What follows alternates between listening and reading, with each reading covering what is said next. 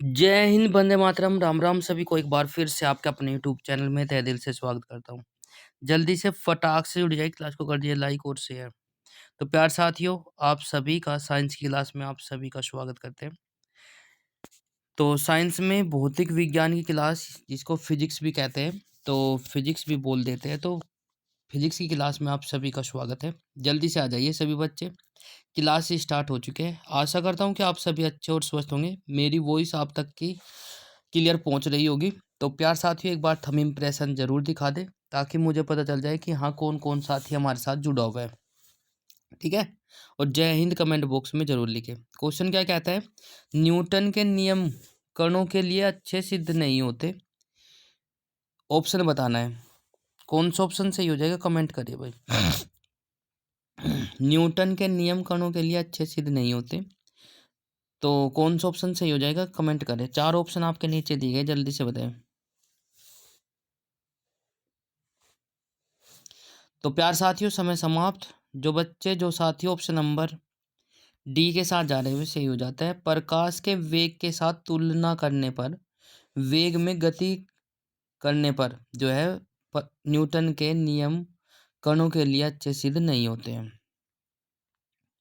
अगला क्वेश्चन आपकी स्क्रीन पर आ चुका है साथियों। आकर्षण के गुरुत्वाकर्षण बल के अभाव में रॉकेट पर प्रणोद होता है।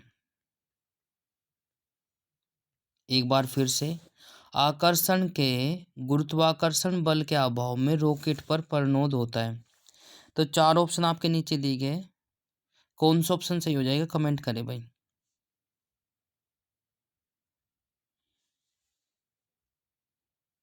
एक बार क्वेश्चन को दोबारा से रिपीट कर देता हूँ। आकर्षण के गुरुत्वाकर्षण बल के अभाव में रॉकेट पर प्रणोद होता है।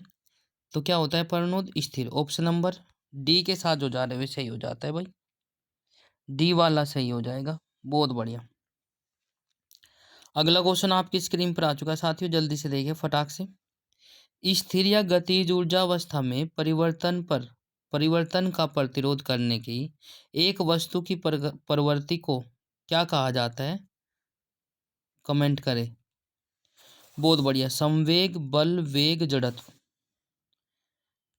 जल्दी से कमेंट करें और बताएं। तो इसी के साथ समय समाप्त। बहुत बढ़िया। जो बच्चों ऑप्शन नंबर डी के साथ जा रहे हुए सही हो जाता है, जड़त्व कहा जाता है। स्थिर या गतिज अवस्था में परिवर्तन का प्रतिरोध करने की एक वस्तु की प्रवृत्ति को क्या कहा जाता है? जड़त्व कहा जाता है। क्योंकि जब कोई गति की अवस्था में है तो वह विराम में गति में ही रहने का प्रयास करेगी, और यदि विराम में है तो विराम में रहने का प्रयास करेगी। तो उसको क्या कहते हैं? जड़त्व का नियम कहते हैं ना। एक ऊंची छलांग लगाने वाली वाली ऊंची छलांग से पहले कुछ समय तक दौड़ता है। अच्छा ठीक है। एक ऊंची छलांग लगाने वाला ऊंची छलांग लगाने से पहले कुछ समय तक दौड़ता है, ताकि वह जड़त्व से लंबी छलांग लगा सके। तो खाली स्थान में बताना है क्या? आराम, दिशा, आकार या गति।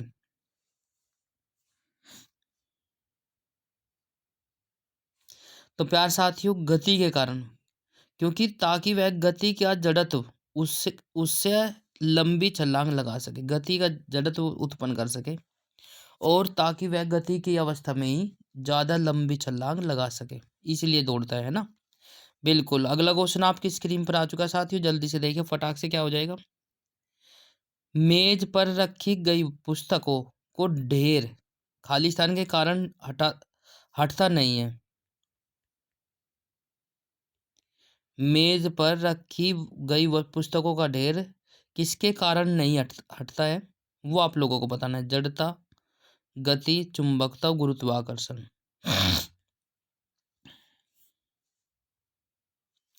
तो प्यारे साथियों, जड़त्व के कारण नहीं हटता है, क्योंकि कोई वस्तु यदि विराम अवस्था में है तो वह विराम में ही रहने का प्रयास करती है।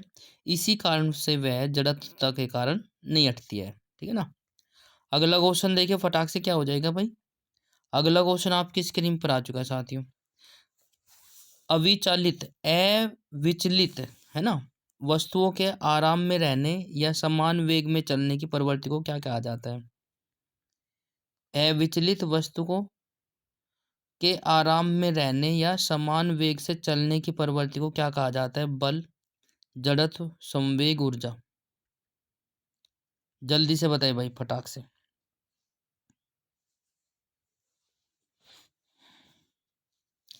तो प्यारे साथियों, कमेंट करें। शाबाश, बहुत बढ़िया। जो बच्चों ऑप्शन नंबर अविचलित वस्तुओं को आराम में रहने या समान वेग से चलने की प्रवृत्ति को क्या कहा जाता है?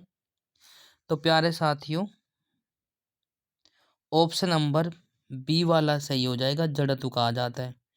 क्योंकि मैं बार बार बता रहा हूँ, यदि कोई वस्तु जो है गति की अवस्था में है तो वह गति की अवस्था में रहने का प्रयास करेगी। यदि कोई वस्तु जड़त विराम अवस्था में है तो विराम अवस्था में रहने का प्रयास करती है।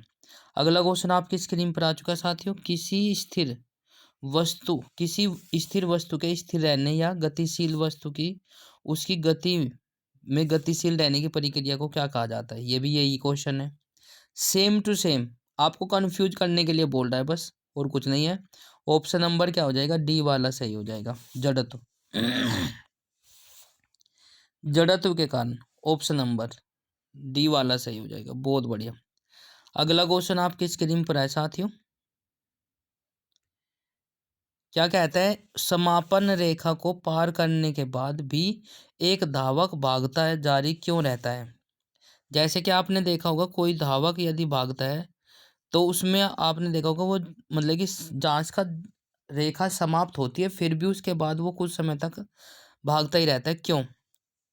चार ऑप्शन आपके नीचे दिए गए, जल्दी से बताएं भाई।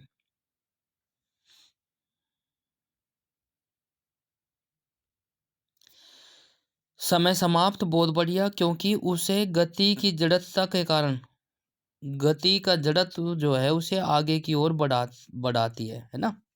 गति की जड़त्व के कारण वह आगे ही भागता रहता है कुछ समय तक। तो ऑप्शन नंबर बी वाला सही हो जाएगा। अगला क्वेश्चन आपकी स्क्रीन पर आ चुका है साथियों, जल्दी से देखिए फटाक से। जड़त्व, जिसको इनर्शिया भी कहा जाता है, का नियम किसके द्वारा प्रतिपादित किया गया है? बहुत ज़्यादा इंपॉर्टेंट है, कई बार पूछा गया है। बिल्कुल, Isaac Newton, Albert Einstein, John Dalton, Stephen Hawking. चार ऑप्शन आपके नीचे दिए गए, जल्दी से देखिए फटाक से।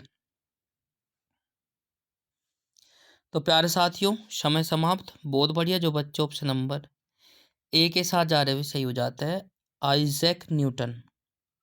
आइजैक न्यूटन जो है ने इसका प्रतिपादन किया था, जड़त्व के नियम का। अगला क्वेश्चन आपकी स्क्रीन पर आ चुका है साथियों। अगला क्वेश्चन क्या कहता है? जब एक गिलास पर रखे एक कार्ड को उं- उंगली से धक्का दिया जाता है तो उस पर रखा सिक्का गिलास में गिर जाता है। यह कथन किस नियम को व्याख्यात करता है? जल्दी से बताएं। चार ऑप्शन आपके नीचे दिए गए हैं। तो आपने देखा भी होगा कि जब कोई एक गिलास में कुछ एक कार्ड रखा जाता है और उस पर कॉइन रख दिया जाता है और इसको अचानक सडनली तेजी से हटा दिया जाता है, तो यह किस नियम को व्याख्यात करता है, वो आप लोगों को बताना है।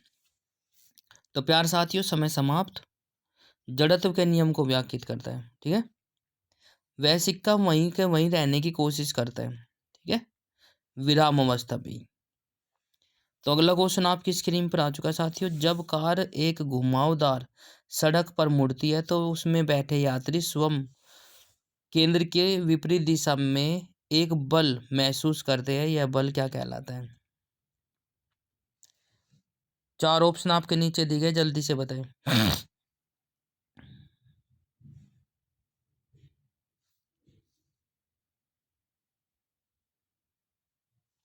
तो प्यार साथियों, यह बल जड़त्व का बल कहलाता है।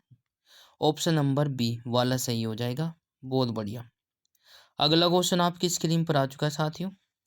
निम्नलिखित में से किसके मध्य जड़त्व का मान अधिकतम होता है? निम्नलिखित में से किसके मध्य जड़त्व का मान अधिक होता है, वो आप लोगों को बताना है।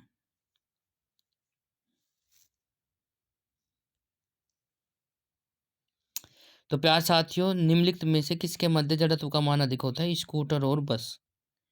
स्कूटर और बस के मध्य जो है जड़त्व का मान अधिक होता है।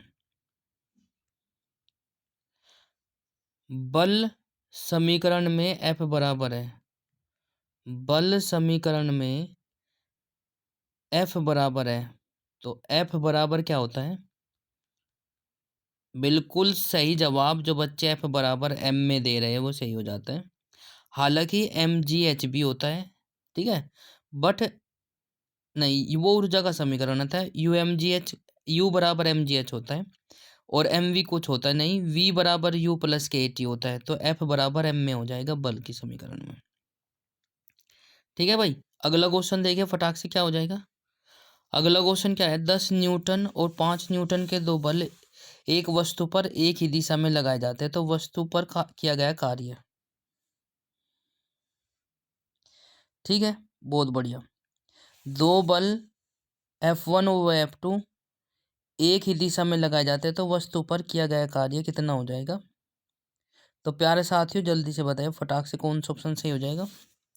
देखो, हालांकि आप लोग सीधा सीधा भी कह सकते हो 10 प्लस के 5 बराबर कितना हो जाएगा? 10 प्लस के 5 बराबर 15 न्यूटन, क्योंकि कुल बल जो कार्य करेगा वो इतने ही करेगा, है ना। तो प्यारे साथियों ज़्यादा से ज़्यादा देखिए कितना कुल बल कितना कार्य करेगा, है ना। कुल बल बताना है, तो कुल बल देखो 10 न्यूटन और 5 न्यूटन, तो सीधा सीधा आंसर हो जाएगा 15 न्यूटन। ठीक है, ऑप्शन नंबर सी के साथ जो जा रहे हैं सही हो जाता है। यदि बात करें परिणामी बल निकालना ही है, तो परिणामी बल जो जब हम किसी पर निकालते हैं तो उसको मैं एक्सप्लेन कर देता हूँ कि F बराबर F1 का स्क्वायर प्लस F2 का स्क्वायर प्लस 2F1 F2, या फिर आप लोग इसको कह सकते हो F1 प्लस F2 का होल स्क्वायर। ठीक है, इस प्रकार से भी आप लोग कर सकते हो, तो 15 ही आएगा। तो इसी के साथ अगले क्वेश्चन पर चलते हैं भाई। अगला क्वेश्चन आपकी स्क्रीन पर आ चुका है साथियों। यदि एक m द्रव्यमान वाली वस्तु को जमीन से h ऊंचाई पर तक उठाया जाता है, तो इस क्रिया के लिए बल की आवश्यकता होगी वस्तु को उठाने के लिए आवश्यक न्यूनतम बल के समान होता है। क्या होता है भाई समान? वो आप लोगों को बताना है।